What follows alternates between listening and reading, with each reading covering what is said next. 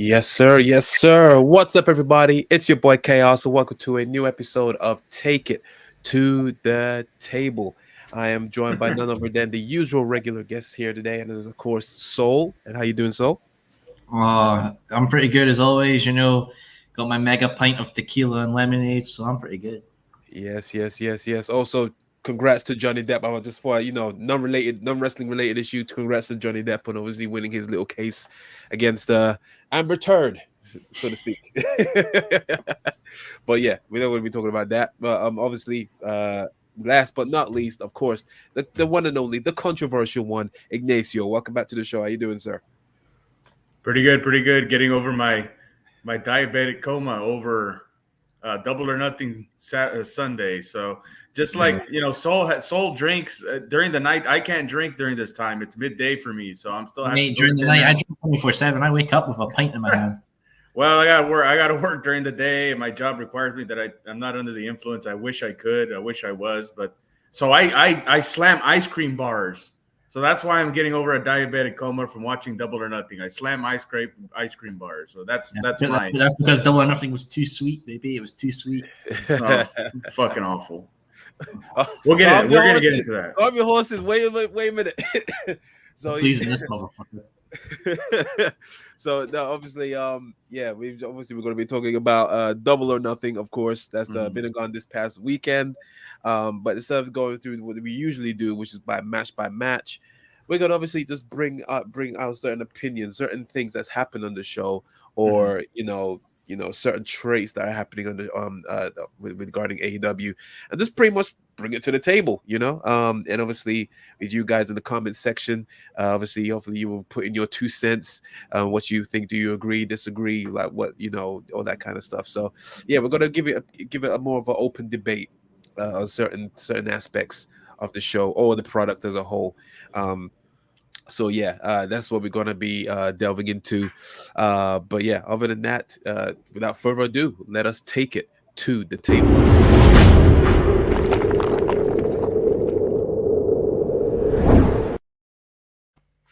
All right, okay. Oh, zoom in action, zoom. All right, cool. Whoa. That's a pretty face, Jesus. So yeah, as I said, we're gonna be obviously dissecting certain parts of the show. But from obviously, well, Ignacio pretty much spoiled it for us. For what he thought of Double or Nothing. Is it safe to say that you think it is of the quite opposite? Soul, do you think was it a decent show? Could it be better? Was it better than last year's? What's your thoughts on Double or Nothing? I liked it, but it wasn't the best show AEW's done. No, I agree. Not by far. All right. So was it? Did it remind you? Did it give you Full Gear vibes? Which one? The 2019 or 2021? Yeah, the one that was exceedingly long. So that the last Full Gear. It was long, but I feel like I was, some people are paying like $50 or what I paid, like 20 or 14. I think it was something like that quid. You got your money's worth. I mean, I got no problem with that. As long as I get my money's worth, I'm very happy. Yeah. But I feel like the AEW has done exceptional shows. I don't think they've had a pay-per-view that's, in my eyes, necessarily, a scam or like you've wasted your money on it. I feel like every one of them has delivered in a way. But there's like, when you've done so many good things, it's such a high bar to reach. Like there was a lot of matches that I did love and some that I thought was just okay. And of course, a certain drama queen put a damper on the mood as well. So... Yes. We definitely got to talk about that situation, and as well what's just pretty much broke news a couple hours ago on Elite Wrestling's Instagram. Obviously, I assume you're talking about MJF. Obviously, with the current contract situation, is it a work? Is it a shoot or anything like that? Is it a shoot blending into a work? I don't know. It's all kind of. Before we get into anything like that. Best in the world champ, thank fucking yes, it's time. Oh yes, it's definitely. Oh. Would you say that was the strongest match on the card? No, Anarchy in the Arena match was the strongest match on the card. We got to talk about that. I love that match, man. Just fucking like old New Jack vibes of like the song playing while they're fighting, and it was Mwah. Loved it. I'm pretty sure Ignacio can't wait to put his 2 cents on that one. If I had to say what the worst match of the night was, Go ahead. I'm gonna go with. I got a feeling what you're gonna say. I'm gonna say it's gonna be Jay Cargill and Anna. I knew it. I knew he was gonna say that. I was thinking that or Adam Cole and Samoa Joe. I actually forgot about that match. I don't even know what happened. Well, there you go. Yeah, I don't remember that one. Jade Cargill and I mean, the ending was awesome. Like, No. It was the ending. Anyway, let's Ignacio. I'm sure all the fangirls are just dripping at the seams to hear him talk. So we better let him talk. I'm waiting patiently. I'm waiting. All right, I'm trying to. Okay, well, Ferd. All right. So, as like I said, on an overall, what were your best and if there are any and worst moments of Double or Nothing? Was there any highs? Was there lows? And also, more importantly, what did you think of the anarchy in the arena match? Please. Oh, we're going to me already? Okay. Yeah. Well, I think Thunder Rosa and Serena Deeb stole the show. I think that was the show stealer, and I think that there was a few matches that potentially could have stole the show, and I didn't think it was. I knew they were going to have a great match. I just didn't think they were going to steal the show. But I think they put on a clinic, and I hope people in the back were taking notes. I think Hangman Page and CM. What needed to happen happened, and that was CM Punk winning the title. CM Punk, I think, desperately needed to win the title, so I'm glad that happened. And I think coming out of Double or Nothing, I think that's the only thing that we really have to look forward to, because I think this is the worst show that AEW's ever put on, worst pay-per-view they've ever put on. The absolute worst. Right, hang on. They have ever put on. Right, hang on. Well, let's stop, children, please. I'm upgrading this now. This is tequila and lemonade. I'm throwing something else in this right now. Oh my gosh! All right. All right. And just I'll get into the Anarchy and Arena match when it's my turn to, my opinion on what a change. Melt through titanium. Fuck. Now, all right. I'll just throw my 2 cents in there quickly. Definitely wasn't their best pay-per-view. Obviously not. Like, it's very hard to try and live up to All Out standards, in my opinion. I don't think it's going to take a lot to reach out to last year's All Out pay-per-view. Was it long? I didn't think it was long, but I think people obviously say, oh, it was a bit too stacked. But remember, they're only having quarterly pay-per-views. Mm-hmm. So a lot of stuff was pretty much, if not rounding off, obviously extending past it, or just new rivalry starting. So they need to make everything, actually every pay-per-view, feel worth it, not just filler like how I feel about Hell in a Cell, or like the next important pay-per-view for me, WWE wise, just quickly, is not until Money in the Bank. Everything else in between is just filler. So they want to make it feel, and it's their market. It's their first. That was their first pay-per-view, wasn't it? Yeah. So that's the first one of the company. First one as AEW, and the company was the MGM Arena, I think, 2019. Yeah. So like they need to make it feel like it was, this is where it started, and everything rounds off, or everything culminates here. And it was a big arena as well. Their first $1 million gate as well. So they got to put on T-Mobile Arena is huge. Like UFC, that's their home. So for them to actually sell that out, like they're going places. So well, is that their before we get into it, is that their kind of their, I guess, supposed to be their WrestleMania Double or Nothing? Because I thought it was supposed to be All In or All Out. Because I thought it was supposed to be All In because of All Out. Honestly, I think with AEW, you can't really say they have a WrestleMania. You can't really say it because it's not. They're just their pay-per-views that they honestly. I don't think there's one above another. The only reason why people view Double or Nothing as that is because it was just the first. Mm-hmm. Yeah. No, I get that. But obviously, I guess if you had to choose a pay-per-view that isn't obviously, if you had to rank them, then Double or Nothing, then All Out. It's only recently now All Out is becoming just as big, because obviously what they did with the last one. We'll have to see obviously what the trend is afterwards. But yeah, other than that, it was a solid pay-per-view. There was some blunders. Anarchy in the Ring was very divisive. I could see why. It was sloppy at parts. I must admit there was a lot of, like, I did like the thing where obviously the music was playing whilst they were fighting. It felt like an actual bar fight, something that you see in a movie, you know. Um, but yeah, I did fit. Yeah, there was a couple pauses and things wasn't going to plan, and some dumb moments like Jericho was doing the Walls of Jericho on a flimsy table. Oh, Jericho? No, not Jericho. it was some dumb moments. Don't insult the wizard. I'm sorry, but and it was I think they were trying to use the crane. Well, John Moxley was trying to use the crane on Jericho. No, wasn't it a scooter? That didn't work as well. That didn't work. Yeah, they were using the camera crane, and then you can see Jericho was anticipating it, and then it just nudged him, and he just overreacted. There was a lot of sloppy parts.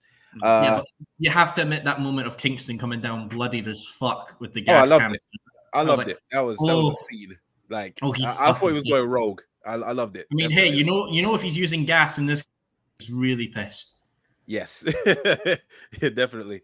But yeah, definitely wasn't their best. The main event could have been better, in my opinion. CM Punk should never do the buckshot lariat ever again. Okay. Look, I know people have been saying that's a botch, and I will agree with what Bully Ray said on Busted Open. That was it's a part. It kind of actually works into the story of the match kind of well, and I think it also elevates the buckshot lariat as well. Yep. Fair enough. But even then again, I kind of worked to the story because Hyman also kind of messed it up at the end, but he had a busted knee, so yeah. But yeah, either way, yeah, definitely not their finest hour. Last year's Double or Nothing was way better, in my opinion. But yeah, that's not to say that this one was shit. It was okay. It was fine. It was whatever. So on that note, obviously, let's talk about. Should we actually talk about who debuted? The debuts as well, the two debuts. Yeah, was it 3, 2 or 3? Well, Wardlow became All Elite. Yeah, and then obviously, I can't remember. I don't know what his actual name is now, but formerly known as Michael Bivens. Like Stokey or something like that. Yeah, it's got some weird name. I don't like it. That's got to be cool. Obviously, I don't know much about him. Is he pretty good? He's one of the best managers.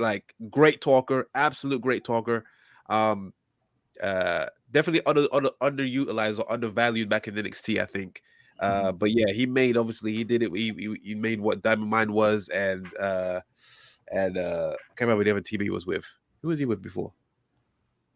Anyway, yeah, he's great. Trust me, you haven't seen. He's way better than the smart Mark Sterling, and then obviously Athena, which was long overdue in my opinion, but they weaved it into. I think she could be She could finally be the person that could dethrone Jay Cargill. I think.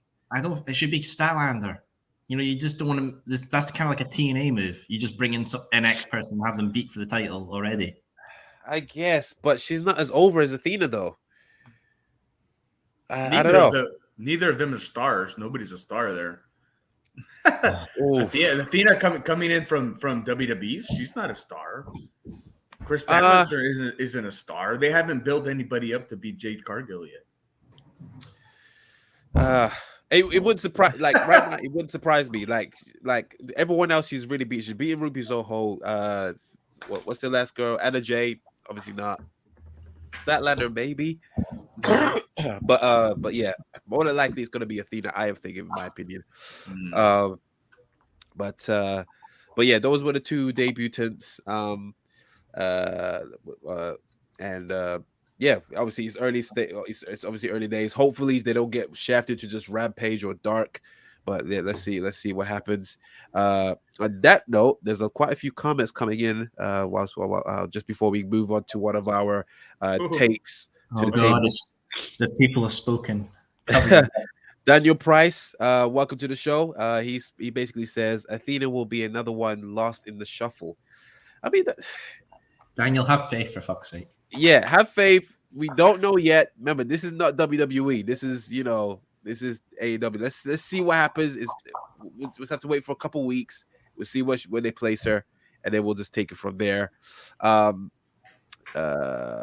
gosh, Daniel Price also says, "Stop Park Mark guy, stop. It didn't elevate anything, and it wasn't selling an injury. It was Phil Brooks trying crap he can't do." Okay. That's fair enough. Someone pissing this cereal this morning, Jesus. Maybe so, yeah. Okay, he also says something else. There we go. AEW lies about numbers just like WWE does. Anyone who thinks they don't is fooling themselves. What numbers you mean exactly? Maybe he means like ticket sales or people attending or something like that. I mean, they didn't really say it was sold out. Did they say it was sold out? They No, did, they yeah. just said, did they? No, they said it was sold out. Oh, okay. Fair enough. 14,000, I think. I mean, it could have been 12,500 or whatever because, you know, they got to paper it a little bit. You know, they have giveaways, podcasts and radio shows, give free tickets and stuff like that. You know, so I mean, still $1 million at the gate as well, which is still impressive for the company. Yeah, still impressive. And that's fine. Yeah. AEW presents Lost in the Shuffle 49 at a pay-per-view. We'll see. Let's make that DLC pack for the game. It's just Leo EA Rush. Sports presents Lost in the Shuffle. Yeah, definitely. Remember Leo Rush said that he was going to do a music career since he left wrestling, and what's he done? Fuck all. There you go. All right. So on that note, obviously, we're going to be talking about which was actually the first match, surprisingly, the first match of that pay-per-view, which was, of course, MJF versus Wardlow. And he got his ass beat. MJF. Absolutely, he didn't get beaten. He got his ass beaten and handed to him, and pretty much showed the door. He barely got any offense. He got 10 power bombs from Wardlow, and I've never seen the EMTs arrive so quickly. You know, and he was just an absolute mess.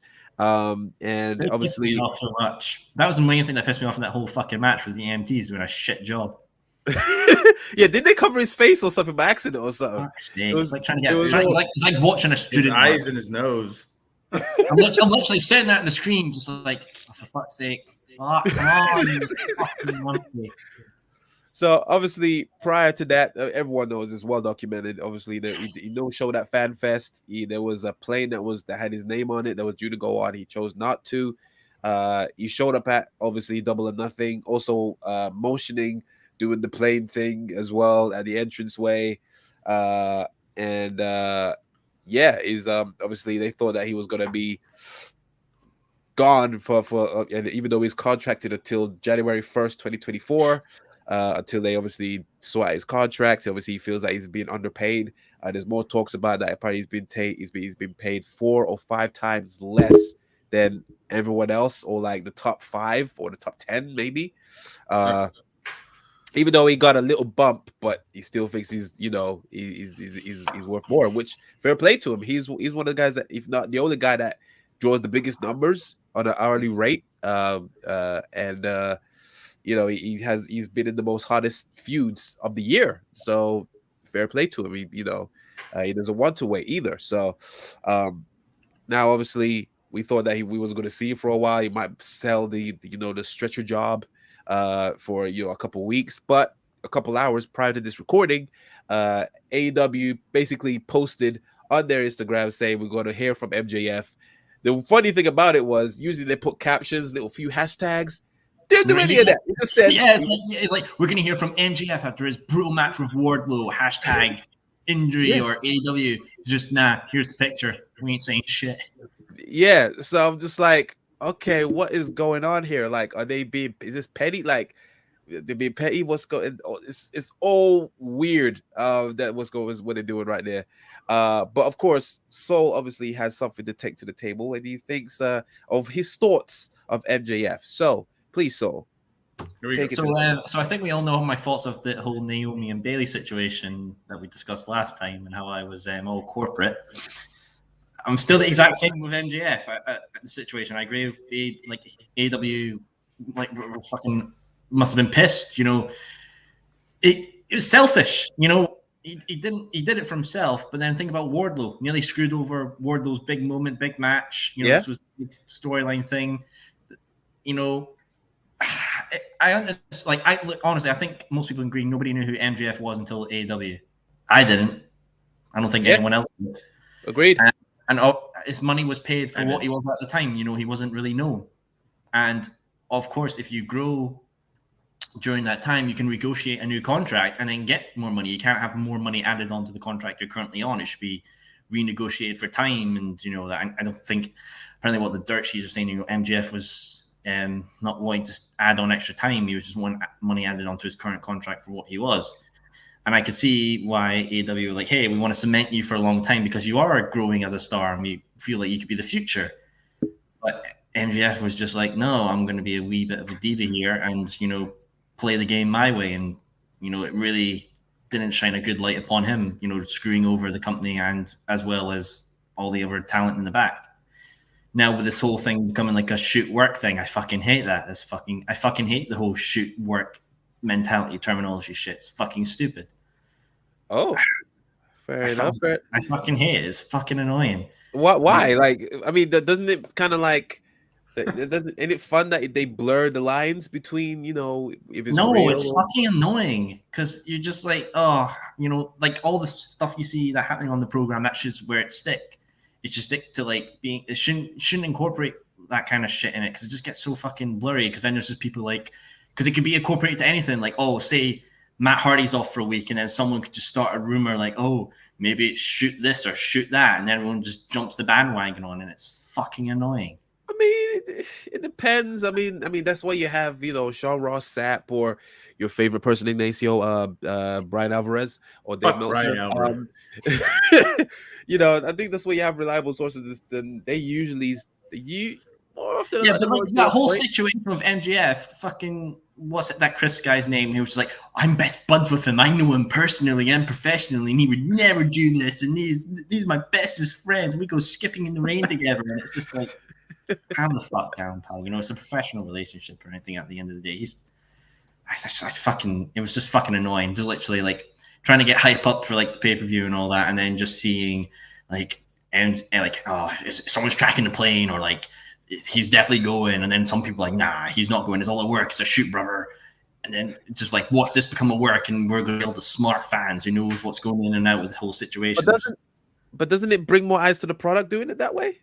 I mean, everyone was curious to see if he was going to show up or not. Yeah, good. Yeah, there's no bad, you know, publicity in my mind. You know, people were trending, like Wardlow was trending on Twitter and all that and stuff like that. That's fine, but still, it's just fucking annoying.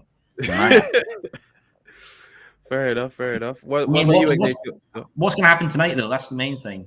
I mean, I feel like I'm probably going to be tuning in because I'm interested. Like, are they going to turn this into like, you know, a storyline sort of stuff? You know, MJF's going to come in with a chair, sit down, and do a pipe bomb situation. And apparently, like, the execs are in the building as well tonight. So, fun. Yeah. I think that's what. I mean, whatever they're doing is working well for the business. Obviously, it's probably not the best for MJF. Obviously, him as a wrestler, he wants to get paid, and I'm pro for that. You know, like, you know, this guy works for it, and obviously for $1 billion owner, you know, I'm more for the worker than the owner. So, you know, there's nothing really stopping. Even if you got to take out your own pocket for now until you get that new bumper TV deal, and then obviously recoup it back.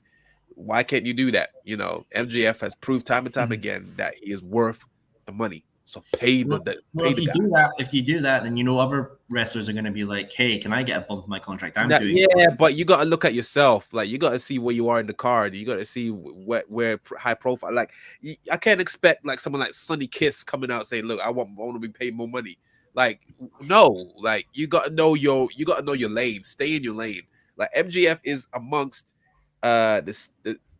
All right. CM Punk is obviously going to be the highest paid owner. I'm not against MJF getting paid more. I do think he deserves more, but to get paid more, you need to give something back to the company, and that's extra years on a contract. That too. Yeah, he's taking the bump, but he hasn't extended it. So yeah. It's a messy situation. It's kind of mad. Do you have any thoughts on that, Ignacio? Oh God. Yeah, as far as going from a shoot to a work and the whole blurring the lines between what's real and what's not, I think that's good. It brought more attention to the match, that's for sure. Maybe got more buys on the pay-per-view, and I think that's when wrestling is at its best when it does blur the lines between reality and what's on the product or what the product presents. I think the match went down the way it was supposed to be, no matter what happened behind the scenes with MJF and Tony Khan and all.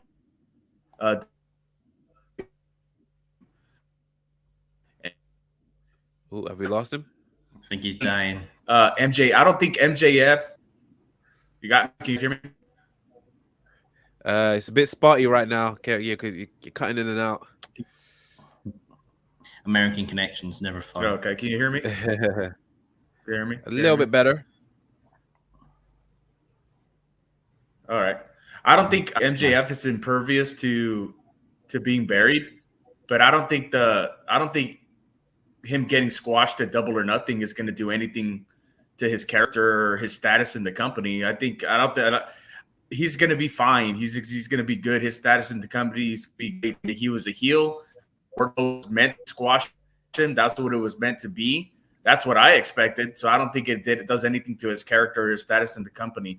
I don't want to, like I said, I don't want to say he's impervious to being buried. If he loses a time and again, and they really want to bury him, then they'll do that.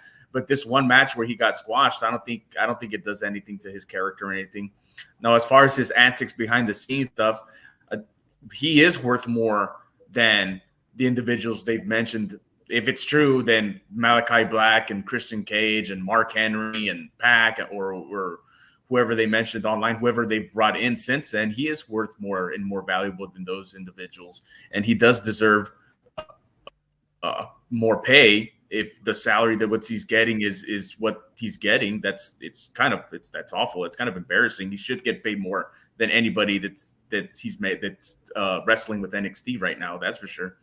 But I don't know. We don't know the numbers. I don't know the numbers. We don't know how much money he's asking for. I think there was a better way to go about it. Of course, he did what he did. And the best thing that I liked about it is that's what MJF would do.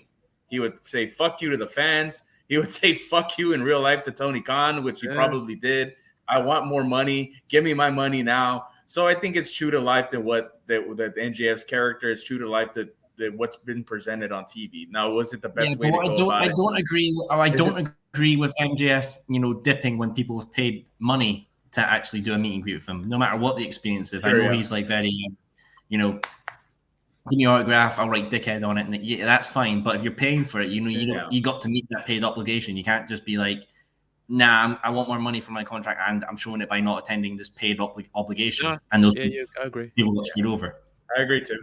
Yeah, I agree with that. It's just, I don't know. I mean, he has to be as upset as he is, and I think he does deserve more money. But I think I don't see the problem with, hey, give me more money now, and then when 2024 comes along, maybe I'll have it. Depending on what I do or what you have me to do now until then. When the time comes, then we can talk about more money and contract extension then. But, I mean, I don't know. We don't know the numbers. We don't know what's going on. We don't know what Tony Khan just says, digging his heel and says, no, we'll renegotiate then, so on and so forth. I can say this, that MJF's going to be fine, whether he's released or what have you, or whether he goes to WWE. I think they'll give him the leeway. He's not going to be the MJF as we know him now. But I think they'll give him at least a little leeway to present himself in WWE. He'll get the money, but yeah, I mean, we don't know what's going on with the situation. As far as the match is concerned, I think the match went exactly the way it was supposed to and the way it was intended, and I don't think it diminishes his character in any way or whatsoever. So you think it was like basically just a major coincidence, considering his situation, and obviously, because of the squash, people obviously just thought that is because that's what they said. That's what the old school people used to do. When they obviously hand off or pass the torch to the next person before they leave the territory, they get obliterated or loser leaves town or they get their head shaved, and then that'll be the last of them. So, but obviously he goes is a very old school person. Like he lives and breathes that character. So yeah, I don't think. Go. I think it went down the way it was supposed to go down. Maybe it might have been. Maybe it was intended to be a little bit longer, and maybe like MJF cower away, but MJF plays the chicken shit heel, and he did that, and Wardlow got a hold of him and squashed him. So and that was that. But like I said, I think MJF's just one of those special characters where it doesn't matter if he gets squashed, by Wardlow in however minutes. It was under 10 minutes, I assume, and under 10 minutes, it's his character. And, he plays that chicken shit heel. So I don't think it's going to diminish his character in any way. I think the worm's going to turn later on. If he decides to stay with AEW, I think the worm will turn later on and he'll get vengeance or what have you later on down the road. But as far as the match is concerned and his character, I think it went down the way it was supposed to. And I don't think it does anything to MJF's character the way he lost. Hopefully they can agree on a number or what have you, and we can get this. They can get this behind them, and MJF can continue on his career in AEW because I think that's where he really belongs. Mm-hmm. I agree. Anything else you want to add on that, Soul? Are you good? No, I'm good. Yep, cool. Fair enough. So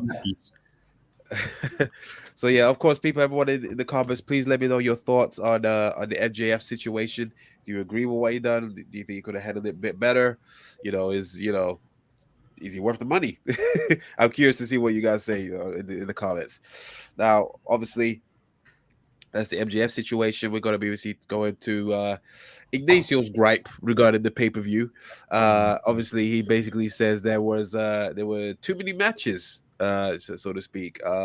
And if I recall, in the WhatsApp group that we have during I think probably near the end. You basically said this was a cluster F of a pay-per-view. Yep. So obviously you had some gripes with it. So yeah, from the top, Ignacio, why do you think it had too many matches, and why did it not live up to expectations? Bollocks. Well, it had too many matches with no direction, no clear story, kind of just thrown in there, quick at the gun. Got matches they added right at the last minute, right up to the card or up to the pay-per-view. I agree. One second. I must say, I do agree with the Darby Allin and Kyle O'Reilly thing. That was just thrown in there. I did understand it. That's fine. I agree with that. I counted 7 matches that shouldn't even have been on the card. That 7 matches that were senseless, where nobody got over, that they could have done without, that they could have put together a card that would have been worthy of one of their tentpole events or pay-per-views or what have you. The title, of course, the world title match, that's fine. That should have been on there. The Thunder Rosa and Serena Deeb stole the show. That was worthy of being on there. I believe some sort of tag title match should have been on there. I don't agree with what they put together. I don't think Keith Lee and Swerve Scott should have been anywhere near this show, but a tag title match should have been on there. Of course, a lot of this pay-per-view incorporated or was built around the Owen Hart tournament. We're going to have the finals there. So that's 5 matches. I don't think the winners, the people that ended up winning the tournament, should have won the tournament, at least in Adam Cole's part. I think that was, I'll get into it in a little bit. I'll get into that in a little bit. But so that's 5 matches there. And of course, you needed to have some sort of finish to the MJF and Wardlow. So that's 6 matches. Those are the 6 matches that belonged on the card in some form or fashion. Those 6 matches should have been on there. Now you have 7 matches, and I'll go down. I'll be quick on this. I won't too long. You have the pre-show match, which is it's the pre-show, the buy-in match or what have you. But then you got the Hardys and the Young Bucks that were on there, and this was bad. It was embarrassing. It didn't do Jeff Hardy any favors. We came out later on that Jeff Hardy was not his best and probably the worst condition he can be physically, because he was been taking bumps that he should have been taking not even 25 years ago. He was hurt and shouldn't have been in this match. It was awful. You have Jade Cargill, and you guys already commented on Jade Cargill and Anna Jay, Bambi on ice. Jade Cargill, Green Giantess, or however you want to say it. But look, I like Jade Cargill, and they've obviously been giving her a lot of attention, and I think she's eventually she will be a star. But the match was awful. Look at you shaming Shield. Yeah, and then the afterbirth with the managers and Athena was a disgrace. This didn't belong on TV. It was an awful way to debut both characters. I think they hired they mentioned that Tony Khan put pen to paper on Stokely like that morning or something. Oh, And you throw him on the pay-per-view? That was whatever. Okay. I'll move on from there. House of Black, the trios match, that was a cluster F. None of these people belonged none of these people belong to this show. You know one thing. The one thing that came from that was good in that match afterwards is somebody who knew what they were doing in the back actually taught Julia Hart how to throw the mist properly. So I was glad for that. But other than that, can I just take some time to say something? I like to imagine you're the kind of fucker who goes onto a children's cancer ward and tells them that Santa's not real. So hold on a minute. Look, I'm gonna mute you. Stop it. This is his piece. Let me just finish. Carry on. All right. We'll comment on that later. But yeah, so that match was embarrassing. It was awful. I'll get into the Owen Hart tournament later on, and the Anarchy Rules match or Anarchy Arena. Everybody that's involved in that match that produced it, announced it, was involved with it should be excommunicated from the wrestling business. Wow. I'm ashamed of Daniel Bryan. I'm ashamed of Tony Schiavone. I'm ashamed of Jim Ross, who sat through this bullshit. Because in 2 or 3 years, when Jim Ross or whenever his contract ends, he's going to get on a podcast and talk about how ridiculous this promotion was, how awful, how much he hated working for them. Mark my words, the date and time, Jim Ross will be belittling this company left and right when he decides to leave it. This match had no business. None of these people have no business in the wrestling business. And I mean, that's including Daniel Bryan. I was ashamed that he was involved, and William Regal, even though he didn't appear on camera. It was disgraceful. This had no business being on TV, any form of entertainment of any kind. Now I'll get into the matches they should have had, and I'll make it quick, I promise. But I'll stick with the 6 matches that I mentioned earlier. But instead of having the other 7 cluster Fs that they had, cluster fucks that they had, I'm trying to watch my language because I want some of this to go on Instagram. Anyway, so I would have gotten rid of the 7 matches and that meant nothing, that didn't do anything for anybody, that didn't push anybody, that didn't get anybody over. And if we're gonna stay in that spectrum, I would have added 2 more matches to the Owen Hart tournament. So I would have had the semifinals and the finals of the Owen Hart tournament, and that would have been 8 solid matches. That would have given the people something to care about, something to watch, something where somebody could have possibly gotten over. So here's the matches I would have had for the Owen Hart tournament, including the finals. And this is the men's side. I'm not including the women's, because I think the women's, for the most part, went fine. But so I would have had in the semifinals, I would have had Bryan Danielson and Samoa Joe in one match, and I would have had Dax Harwood and Christian Cage on the other side of the bracket. And then for the finals, I would have had Daniel Bryan against Dax Harwood, and I would have had Dax Harwood win the Owen Hart tournament. Oh, wow.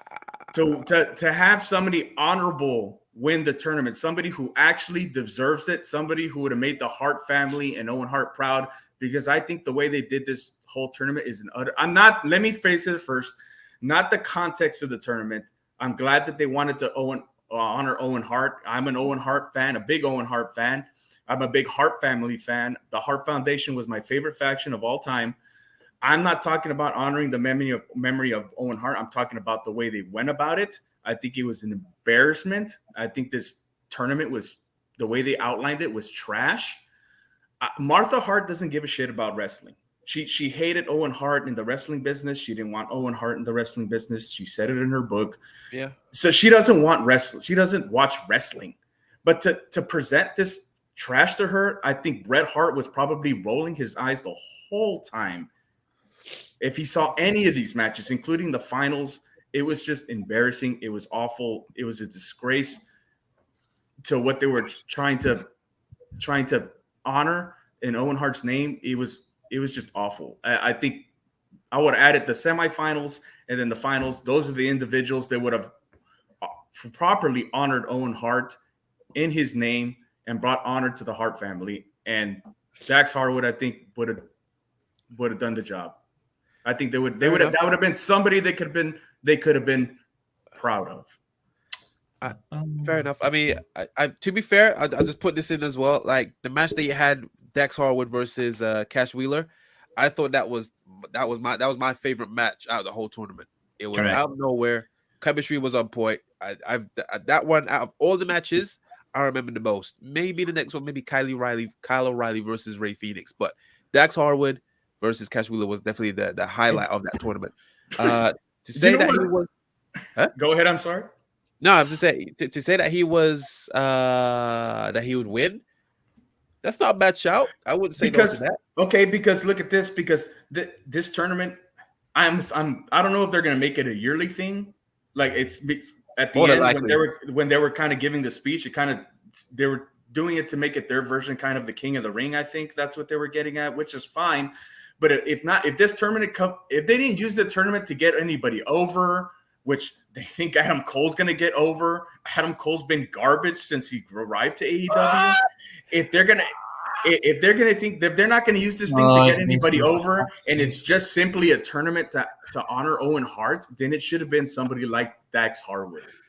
That's what I'm saying. And let me say one thing that really pissed me off while I'm at it is nobody whose last name is Hart in the wrestling business related to the Hart family should attempt to do the fucking sharpshooter. Ignacio, go to your fucking Stone Cold bit. That's fucking awful, dude. So, Ruby Soho, I think, and was it CM Punk that tried to do it and botched it, or Kyle O'Reilly? God dang, that was disappointing. Kyle O'Reilly's one. It looked it was just crossing his legs. It looked like the Rock sharpshooter. I ain't go front. I remember when that was awful. This was because of the matches that were put on, because of the way they handled the Owen Hart tournament. It was absolutely the worst pay-per-view that they put on. They have nowhere else to go but up from here because they're down in the boilers. They're awful. They're pigs rolling in shit right now.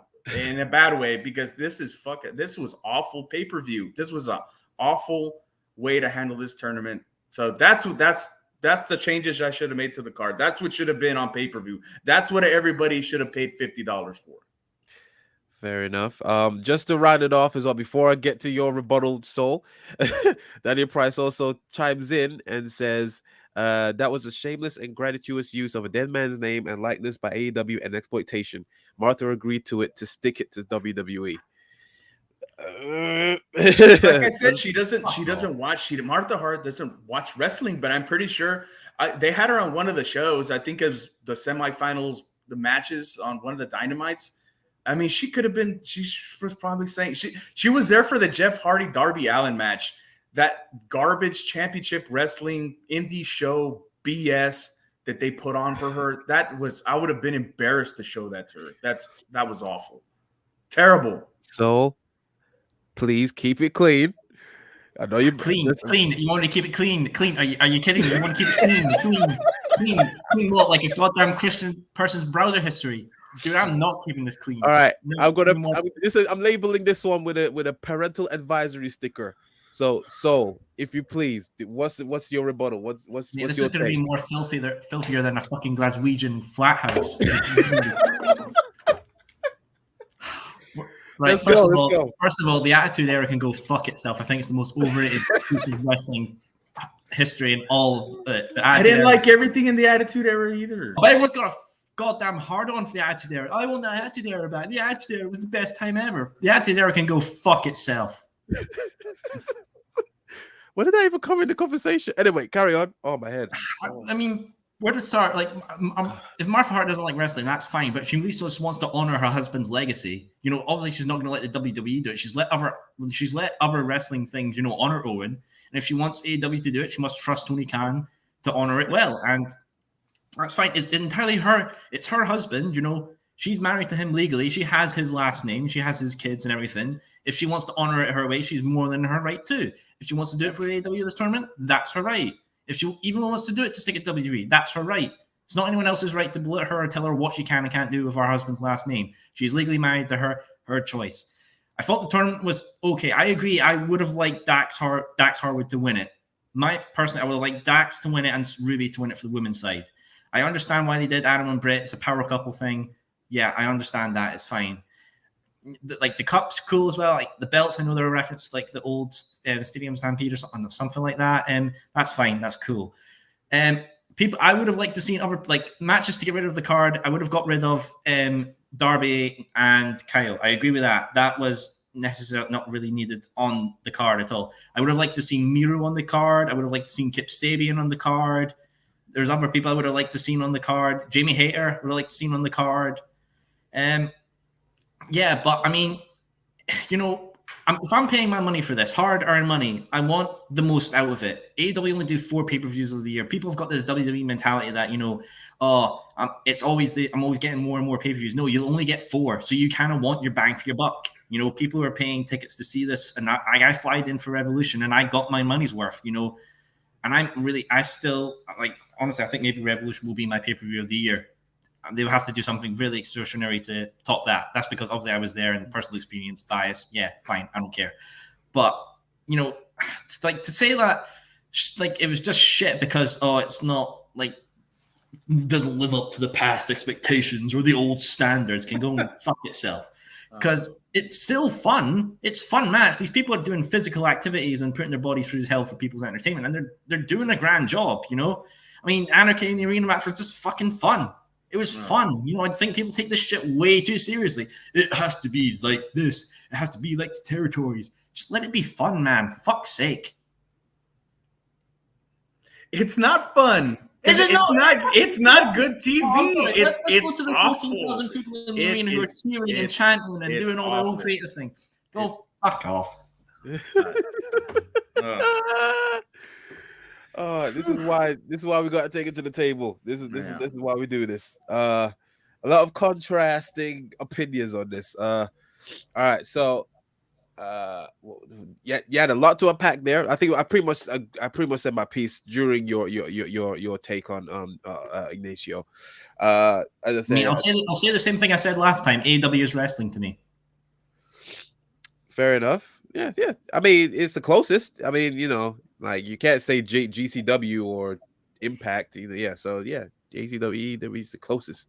It's for the Western Hemisphere, let's so to speak. Yeah. Definitely. Fair enough. That was fiery. I liked it. Okay, cool. Now, just to round it off, this is what I'm taking to the table, which is basically I think that regarding AEW, they are the title is in the title's in obviously the thumbnail and everything else like that. I feel like AEW are compulsive liars. I remember when during the inception of AEW, they made all these promises saying wins and losses matter. You know, we're gonna have a sports feel. We ain't gonna be relying on, you know, the most devastating move in all of all of wrestling, the roll-ups, no interferences, no constant DQs. To a degree, they've lived up to some of those.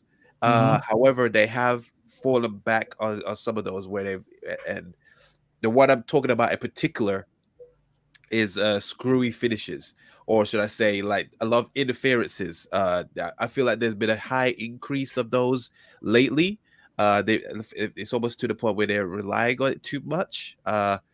Obviously, regarding Double or Nothing, they had obviously Julia Hart come out.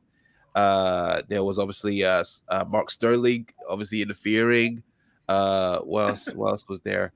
I'm just trying. Let me just go back on the card. I'm pretty sure there was a couple that obviously, but yeah, those Bobby two Fish. obviously. Say again? Bobby Fish. Bobby Fish, yeah. I think that was it. Yeah. So I mean, like, what? That's 4 interferences.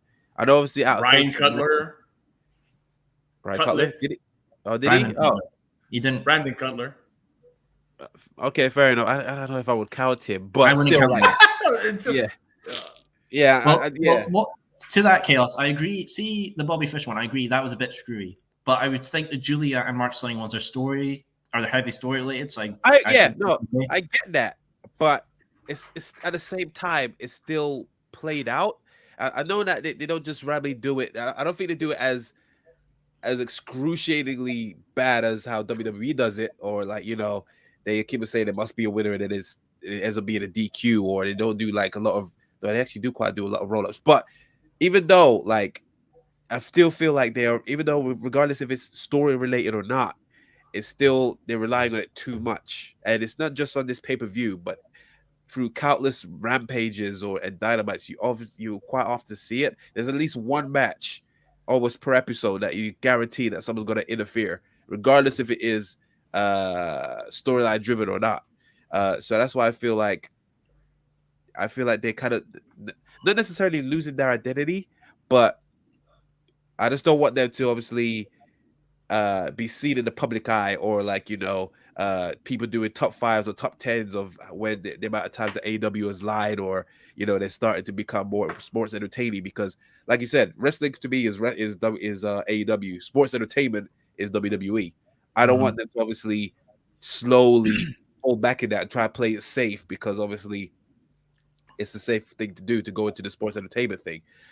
So that's my gripe. I feel like that it's happening way too often, more or less than it needs to be.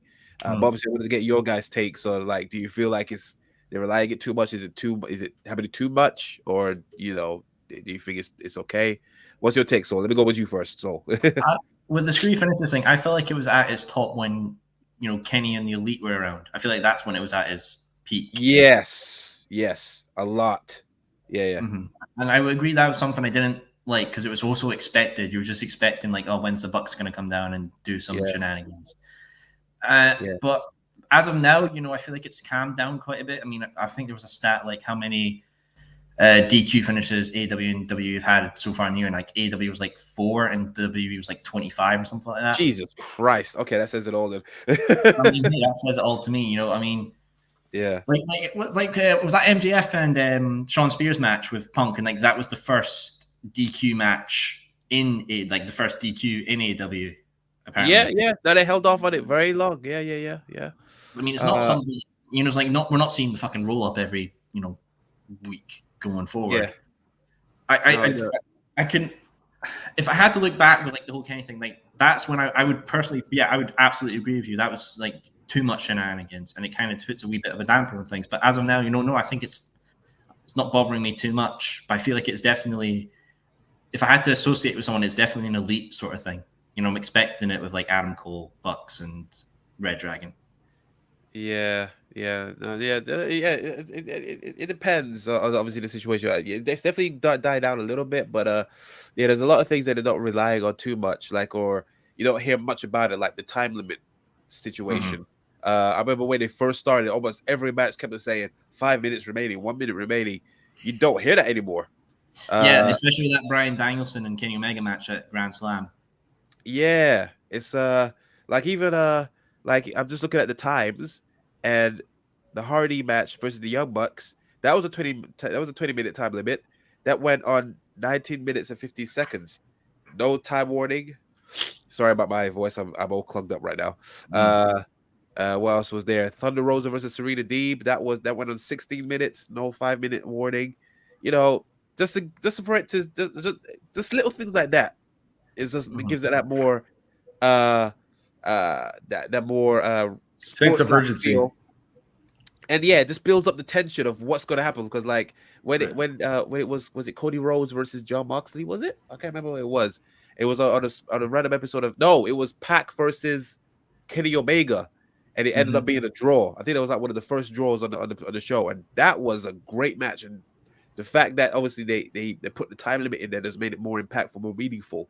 But they don't really do that anymore for whatever reason, I don't know.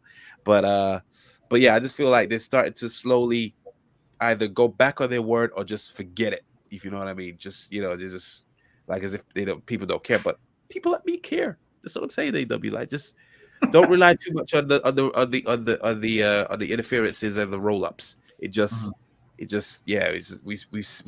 that on a weekly basis on the other program. So that's my thoughts. What about you, Ignacio? Do you agree? Do you think that they are going back? Are they rely too much on the screw finishes, or What's your Yeah, it's just lazy booking. That's it. They don't know what to do. They don't know how to. They don't have anybody there that knows how to book finishes. That's prevalent.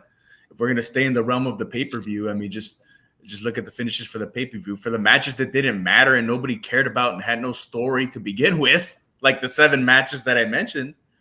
Yeah, it's just lazy booking. They don't know how to look. When in doubt, just go with a clean finish. Was Darby Allin and Kyle O'Reilly a clean finish? Right? It was. I think so. Bobby Fish interfered, didn't he? No, yeah, Bobby Fish interfered in Adam Cole's match. Oh, okay. Then that one was clean. Then yeah. So somebody like Darby Allin's one of those characters that's kind of impervious right now. He's impervious to being buried because everybody loves him. So you can depending on who it is, the situation, and who the opponent is. Like Kyle O'Reilly is believable. He's a legit shooter. He's believable that he can kick anybody's ass because he's shown it. So having a clean, when in doubt, just go with a clean finish, depending on how the opponents are, but just go with a clean finish. What's wrong with that? It's just one guy. The one guy got bested the other guy that night, and that's the basis of a sports-based presentation. One guy beat the other guy because he was better that night, and that's it. When in doubt, just go. No, I agree. It's not that hard, guys. We can agree on something. It's not that hard.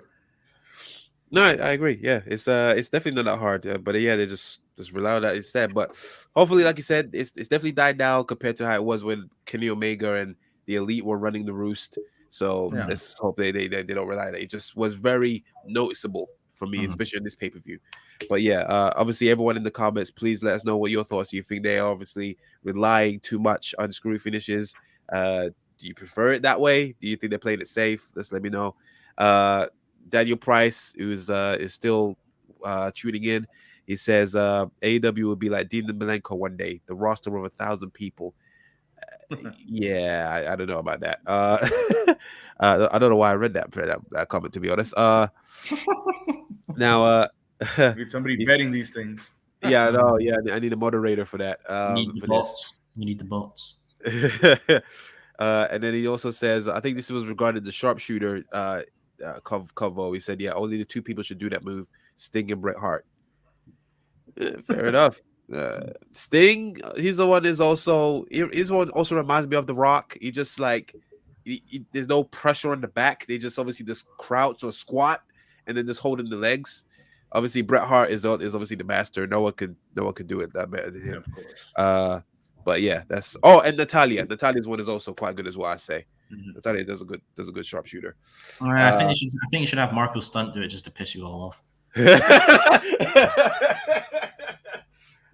That'd be a half an hour rant from Ignacio about just sort of Marco Stunt doing the fucking sharpshooter. As he's draped in a Canadian flag, crying maple leafs. Yeah, I won't. I'll respect everybody's time. I won't get into that right now. Fair enough. Well, yeah. On that glorious note, guys, we've come to the end of this fiery episode of Take It to the Table. Before we end, I want to discuss tonight's Dynamite. Obviously, Johnny Elite has made an open challenge to AEW Locker Room for a match. Yeah. What do you think?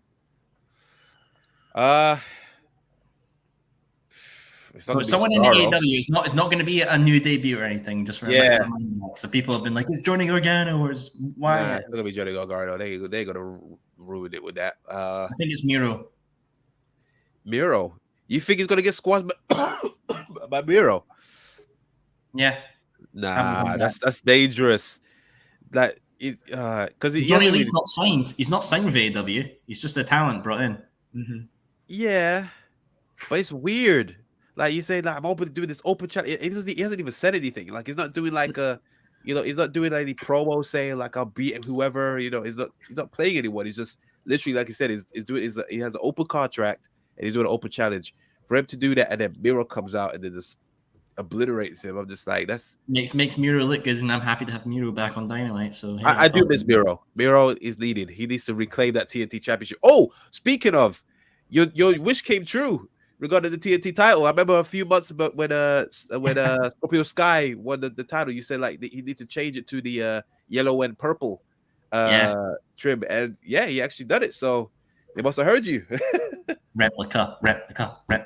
Yeah, definitely. But yeah, he needs a TNT title back 110%. I miss him. I miss Story Jammer. That was such a good stuff. 110%. Him and just talking about his wife. It was just like, oof, man's got it all. Definitely, I miss them promos 100%. God knows what they're doing. Unless he's meant to be the next person to challenge CM Punk, but because right now I can't think of anyone to challenge CM Punk right now that I desperately want to see. So who knows? What about you, who do you think? Or Ignacio, who do you think for Johnny Elite? I would hope it would be Miro. I think it's going to be Wheeler Yuta. Oh, he's in Japan. Is he? Oh, okay. He's in the Battle of the Super Juniors. Let's throw a curveball. You can imagine it right now. Johnny Elite's in the ring. He's like, I want anyone to challenge me. Gets out the ring, walks up to the barricade, and he sees Kip Sabian with his box on his head. He slaps the box off him, and then Kip Sabian just spears him through the barricade, and Kip's back. If they haven't said anything about what condition Darby Allin is in, then it's probably Darby Allin. Well, no, he's in that 8-man tag, isn't he? Is he? Oh, yeah. Oh, yeah, that's the one. Yeah, Adam Cole and Jeff Hardy's not even in it. So, that's right. I hope Adam Cole and Jeff Hardy's okay. More than likely, something's wrong with Jeff more than Cole. But yeah, hope they're okay. And obviously, they don't go for too long. You know what? I'll go with somebody who hasn't been on TV much because he's affiliated with ROH. I'll go with somebody from ROH, probably maybe Jay Lethal. I don't want to see that match. Yeah. Well, and the only reason why I say that is because they had a little at the end of Joe's match, in the tournament match, they had a little scuffle, right? Jay Lethal came down with Jonathan Grisham Grisham with Sunday Judd and what have you, and Johnny Elite was still there. So I think it'll probably be maybe Jay Lethal or somebody from ROH. I don't know. I'm not looking forward to that either. I can care less about Johnny Elite. I knew he was going to say something, but yeah, no, I understand. It's a jam-packed episode of Dynamite tonight. I'm gonna try and watch that live from the Kia Forum in Las Vegas. Hey, I believe. Yeah. Hey, so real quick. So Dynamite comes on at what time for you all? 1 a.m. Yeah, 1 a.m. Yeah. Yeah. So anyone in the States who fucking complains, I have to stay up to watch this, get fucked. Yeah, no kidding. I agree with that. You guys must have had a meltdown when it was Crown Jewel or whatever it was. Oh, it was like at 6 p.m. and it was like, yes. Yeah. We get sleep. The most propaganda-filled pay-per-view we get at 6 p.m. Yeah, how grateful for us. That's why we can't wait for Clash at the Castle. Yeah, you guys are going to be crying. Suckers. But yeah. I'll tell you what, though. I will say now, if we do a Christmas episode, Ignacio, can you dress up as the Grinch? Yep. I already got a Grinch outfit already. He's pre-planned. Beautiful. On that note, also Soul, do you have any upcoming interviews coming up soon, or? No, because the last three I mentioned didn't show up, so we're a bit fucked there. Oh dear. Okay, fair play. So yeah, next episode of Soul Sessions is still pending. See the current one right now. It is the Royale. That's it. Yes, yeah. So be sure. It's a bit surprising that one of my previous guests, Kid Bandits, announced his retirement, so that's a bit odd. Oh, fair enough. Okay, if you want to check that out and see what was up with Kid Bandit, go have a look. Yes. Be sure to go check that out. And of course, more importantly, like, subscribe, and comment on this video and the channel. It goes a long way. Also follow us at Wrestling Republic on Instagram and Twitter. Also follow the Ticket to the Table team at official_TITCT on Instagram. Yeah, that's pretty much it. So as always, thank you very much, Soul and Ignacio. Your presence is more than welcoming. But yeah, other than that, I have been your host, Chaos. This has been Ticket to the Table. Until next time, guys. Peace.